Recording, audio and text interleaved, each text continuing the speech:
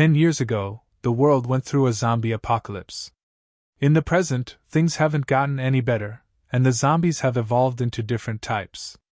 There is the stupid zombie named Homer, who is slow and does silly things, like getting his tongue stuck in random places, which makes him very easy to kill.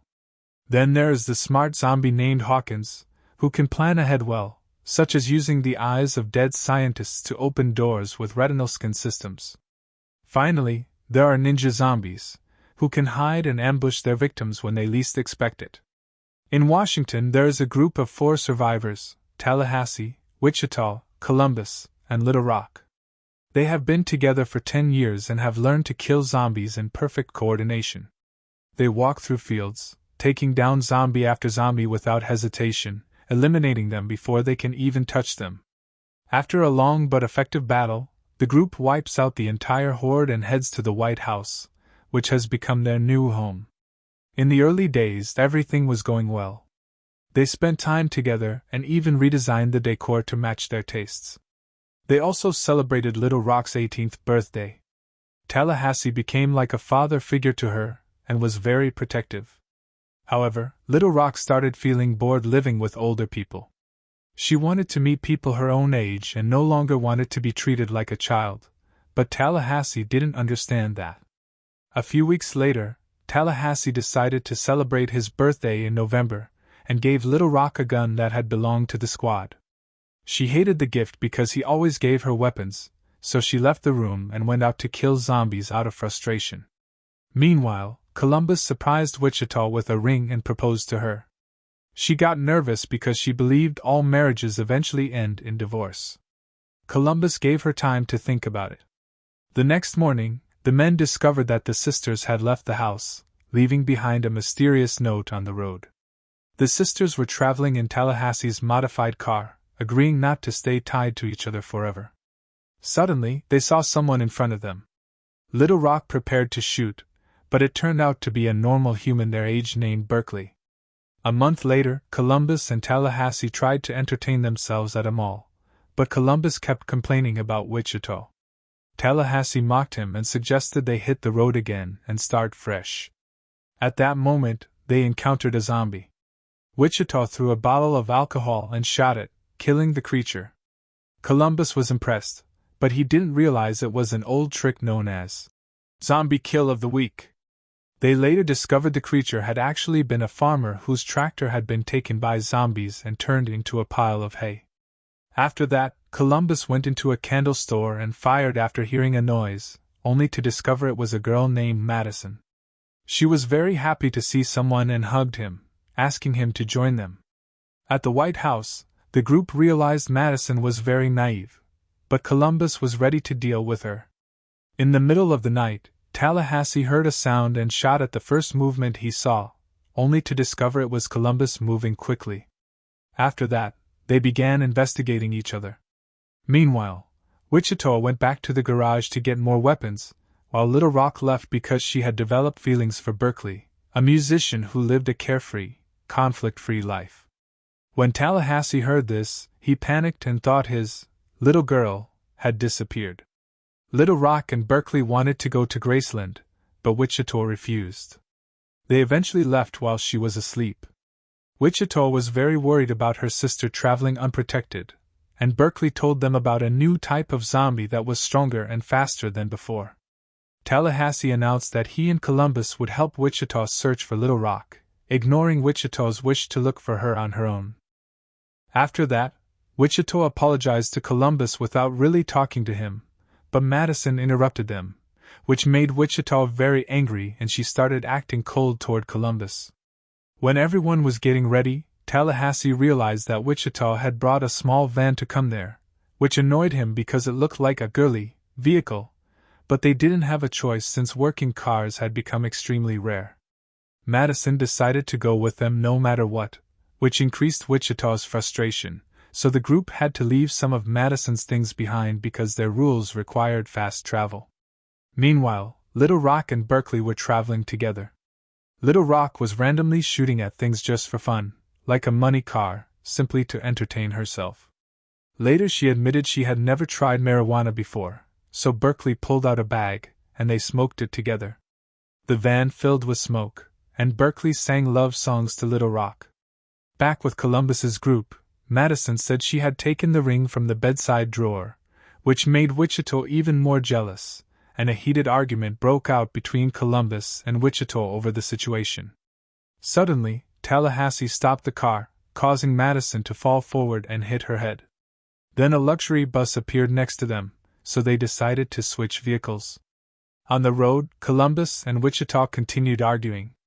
When they got onto the bus, Madison opened the door and pressed the alarm button, which attracted a group of zombies. Using his old tactics, Columbus jumped onto the roof of the bus and started shooting while Wichita fought alongside them. The zombies began falling one after another without even getting a chance to injure the group, thanks to the training they had developed over the past 10 years. However, Wichita's weapon malfunctioned, and just as a zombie was about to attack her, Madison sprayed it with pepper spray, giving Wichita time to fix her weapon and kill it. They ignored the Homer zombie running in the opposite direction. Then another zombie jumped onto the bus roof. Columbus quickly knocked it down, and the group eliminated it. Only one zombie remained. Tallahassee shot at it, but it stayed standing, and they realized it was the advanced type Berkeley had warned them about. Columbus nicknamed it T-800, like the Terminator. They kept firing at it, but nothing worked, so they had to crush its head to finally kill it. After that, Tallahassee marked the bus door like he always does, and the group continued their journey. However, the bus ran over a set of nails and flipped over. Now they had no choice but to continue traveling in the van. A short time later, the group was eating snacks and joking about Madison's strange ideas, until she suddenly became very sick. Tallahassee immediately stopped the car, and Madison ran outside to vomit while the others discussed what to do. Columbus refused to let her die, but Tallahassee and Wichita thought she might turn into a zombie. Columbus hesitated, then went into the forest and found Madison in very bad condition, so he made a difficult decision. In the car, Tallahassee and Wichita were shocked when they heard a gunshot. The rest of the journey felt tense and strange. At night, they arrived at Graceland, but discovered it had been destroyed, which disappointed them, so they kept moving forward. Later they spotted the Honky Tonk Hotel and saw Tallahassee's old car at the entrance, so they went inside immediately. Wichita searched for Little Rock, while Tallahassee carefully inspected everything, even putting on a special outfit, then sat down and played the piano. Suddenly, he was shot by a woman named Nevada, who was holding a gun for self-defense. They captured her and asked about Little Rock. Nevada explained that she and Berkeley had left for a place called Babylon, a refugee camp for hippies. It was supposedly safe from zombies, but it had no weapons, which could become a problem if zombies appeared. Meanwhile, Tallahassee and Nevada drank together and started to get closer. In the morning, Berkeley and Little Rock arrived at Babylon. Little Rock had to surrender her weapons in exchange for a necklace made from them, since the place was safe and surrounded by walls with a large tower in the center. Everyone walked peacefully inside the settlement with no problems. At the hotel, Tallahassee woke up Nevada and showed her how good he looked in different outfits.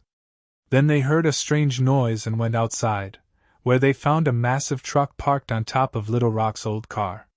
Tallahassee spoke to the driver, who turned out to be Nevada's friend named Albuquerque, and the two men looked very similar. Suddenly, a man named Flagstaff came out of the truck to back up his friend Albuquerque, since they had been traveling together.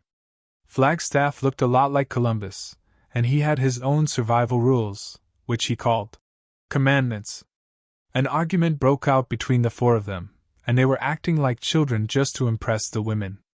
In the end, Nevada lost her temper and shut the men down, while Karki and Flagstaff explained that they had come back because the advanced zombie T-800 had taken over the area. The group went inside to have a drink, but just as another argument was about to start, they heard a sound and realized the T-800 was right outside. Karki and Flagstaff went out to fight it and took it down in just a few minutes. Then they came back bragging about how cool they were. Nevada noticed that Karki's hand had been bitten. He tried to pretend it was just a tattoo, but eventually he admitted the truth. Then they realized Flagstaff had also been bitten, and after returning, both of them turned into zombies. A new fight began. Nevada opened fire quickly, but it had no effect since they had become T-800 types. The others moved the battle into the hallway, using anything they could find to attack the zombies. The two were cornered on a pool table, and they used billiard balls and cue sticks to defend themselves. The fight continued in total chaos, with humans and zombies throwing each other around everywhere, making it hard for Nevada and Wichita to shoot without hitting their allies. In the end, the trio managed to take down Albuquerque using a statue, then crushed his head with a guitar. At that moment, Flagstaff grabbed Columbus and pulled him out of the fight, which gave Nevada a chance to shoot him in the head and kill him. Tallahassee wondered if this counted as Zombie Kill of the Year, while Columbus thought something even better had happened in Italy, where someone used machines to lure zombies and then dropped a tower on them. After that, they said goodbye to Nevada, kissed her, and she gave Columbus a ring so he would come visit her again. They tried to drive the truck, but couldn't control it, so they had to switch back to the van. A few hours later, Wichita tried to fix her relationship with Columbus while an ice cream truck passed by. Madison was driving, and she was completely fine. It turned out Columbus had never actually killed her, he had only pretended to, and her illness was just a peanut allergy. Madison rejoined the group and talked nonstop all night, which everyone had to endure. In the morning, they arrived at Babylon and thought it might become their permanent home. As a final backup plan, Tallahassee blew up the van, because he never leaves his weapons behind, but he was in a hurry to see Little Rock. After his weapons were destroyed, they entered the settlement and ran to hug Little Rock. She apologized for leaving them, but explained that this peaceful place didn't really fit their lifestyle. At that moment, Tallahassee realized his daughter had truly grown up, and he decided to go back on the road and start over somewhere else. That night, the trio was driving a truck when they hit a zombie, but it didn't die easily, confirming it was a T-800 type. They discovered a large horde heading toward Babylon, so they rushed back to warn everyone. They set up a defensive plan using the tower and explosives and managed to wipe out a huge wave of zombies in a massive explosion. However, another horde appeared, forcing them to keep fighting. The battle reached the top of the tower, where they used everything they had: guns, tools, and anything around them. In the end, Tallahassee acted as bait and jumped at the last second, while the others fought desperately. Things became hopeless, and some of them nearly fell with the zombies, but Little Rock saved Tallahassee using a gift she had kept for a long time. After the battle ended, everyone lined up and reconciled. Tallahassee was saved, and Wichita agreed to marry Columbus, who placed the ring on her finger. Everyone celebrated, including Madison and Berkeley, when Homer suddenly appeared, but he was easily killed. After a night of celebration, the original four traveled with Nevada in a luxury car, searching for a new home, while the zombie threat still followed them. Then we flash back to Bill Murray at the start of the outbreak, when he was promoting a Garfield 3 movie. During the shoot, the infection suddenly broke out, but he calmly fought off zombies using a chair. As he was leaving, he kept fighting them with whatever he could find, saying he hated Mondays. And that's how the story ends. Thanks for watching. Don't forget to share your thoughts in the comments and subscribe to the channel.